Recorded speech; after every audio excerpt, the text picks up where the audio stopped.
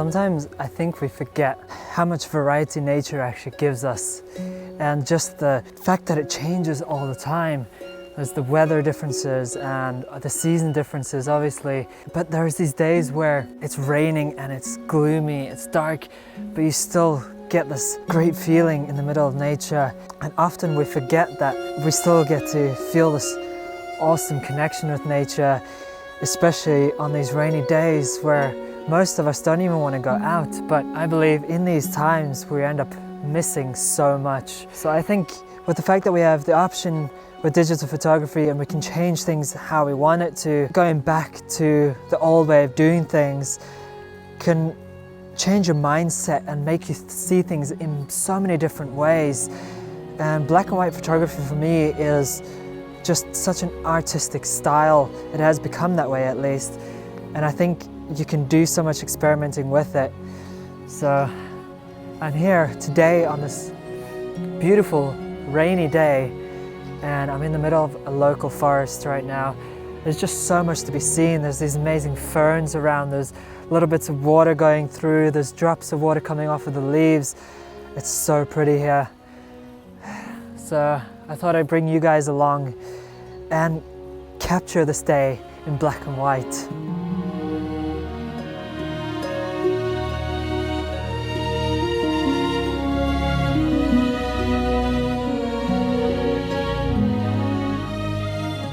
Got quite an interesting scene here, which I think would work really nicely in black and white. The water is just flowing through here. It's not really rushing through right now because the rain is kind of calm. So I think if it was a lot heavier rain today, this would be a lot rougher, and that could be really interesting too. But I just love the drama in this. There's just so much detail behind, and I love the fact that the rocks are not so detailed, they're really smooth, so it just really helps with the final image, because I want to capture the flow of the water, which means I'll be using a slower shutter speed to do this. And that will just help with the fact that the rocks are smooth, because you're getting this really nice smooth image, but still with that drama of the black and white and adding in those dark contrasts. So I think I'm going to shoot this at 1 second and f11. I'll have my ISO set to 80, but this should turn out to be quite a really nice shot. And I will shoot this one quite low as well. I want to get it quite low to the water, so you're getting that nice line going through. I don't really want to get much of the background in. I'm only mainly focusing on these rocks. I'll get a little bit of the sides in, but yeah, I think this will be quite an interesting one.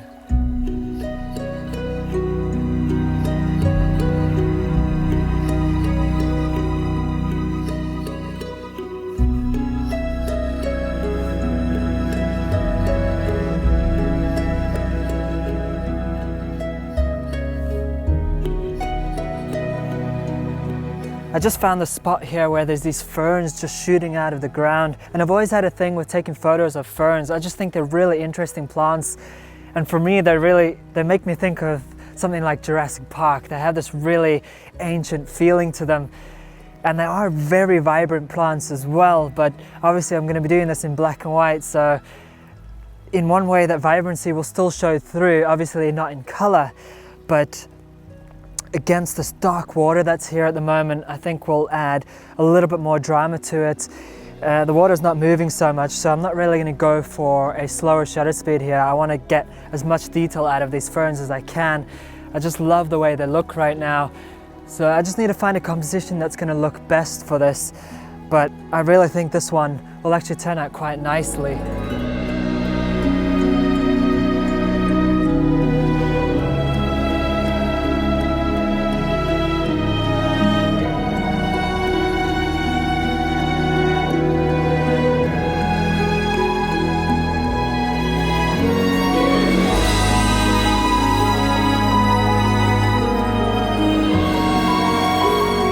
So I've got quite an interesting little scene here.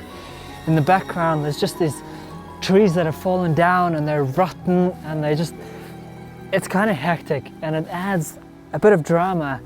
But then in this foreground here, you got these plants just growing, and you got this rock here just behind that. And it just adds this interesting element of calm, new, and then you got the drum in the background where the trees are just broken and falling apart. I just think it looks really interesting, but my aim is to not actually get the background in focus and focus on that part, because as much as it is interesting and cool, my aim here is to actually get the nice parts. So I'll be focusing on this whole area and getting the background in, but I'll actually be setting my focus on these plants here, and I'll be using around f3.2, which will obviously blur out that background, but you'll still see that there's just something going on there. But I just love the way you get the feeling of this new life coming through in this really dramatic surrounding. And I just think, yeah, it looks really cool. And again, black and white and drama, I think this will work quite perfectly.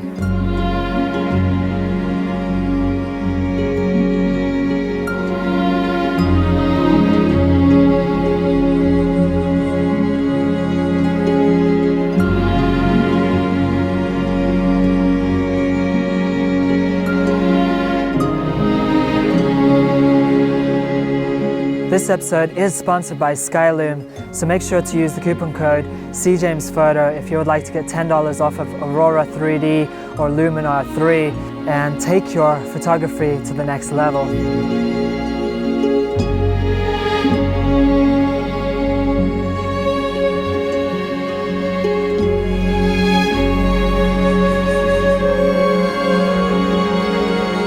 So I think one of the biggest things to make black and white photography work is the use of contrast, because obviously you need that to add depth and difference in your elements.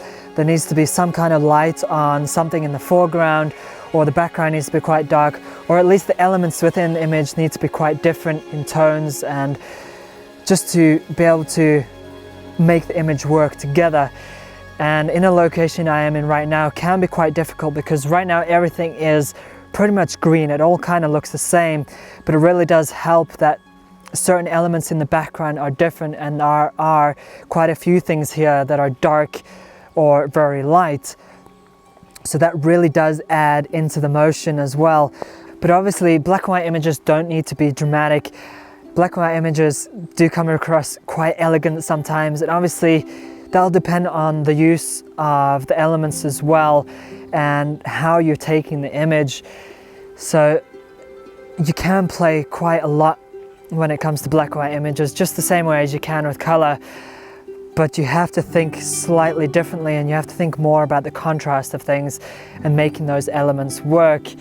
And obviously weather can play a huge role into this. Like today with it raining, I feel like I can kind of bring that drama through, but still there's a nice element of elegancy and just a way of showing life coming through. But anyway, I won't get too deep into this now. I just wanted to kind of show that black and white photography does have some serious benefits, and once you master doing it properly, you can get some really great images. I'm not exactly perfect at it either, and I've still got a long way to learn to get the elements right, and you can often use filters to add a little bit more drama to that as well, or at least change things up a little bit. But anyway, I think I need to go home soon before I get too wet. And yeah, if you're new to the channel, make sure to subscribe. I've got a few new things coming up. I'm going to Alta in the north of Norway next week, and I hope to bring some really great wildlife images and also some really interesting landscape shots coming. Plus, I've got to move in a couple of weeks, which I'll be moving to a really nice location. So I'm hoping for some really great videos coming up, so stay tuned for that. But otherwise, again, thank you guys for watching, and I'll see you all soon.